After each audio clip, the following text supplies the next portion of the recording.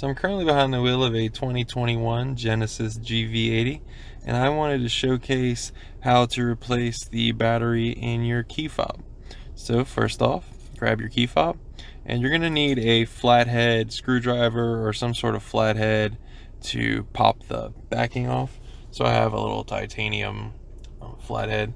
You're going to locate these one, two, and on the other side, 3 spots where you're going to slide it in and just twist up or down, and it's going to pop the backing.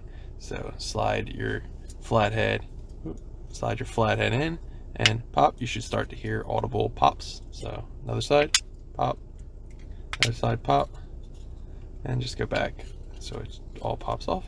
So then you take it off and put it to the side. So what this will do, will release the backing to get you to where the manual key is. So this is the manual key should the battery ever die and you can't get in your car. This will allow you in.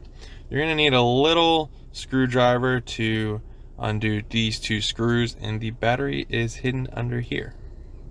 So I do not need to replace the battery, but what you're going to do is pop this off, place your battery, and then do exactly the reverse of what I just did. Basically clamshell the battery backing back together, and you're good to go.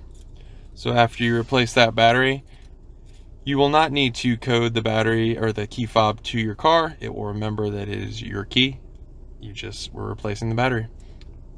Hope you like this quick video showcasing you how to get inside the key fob of the 2021 Genesis GV80.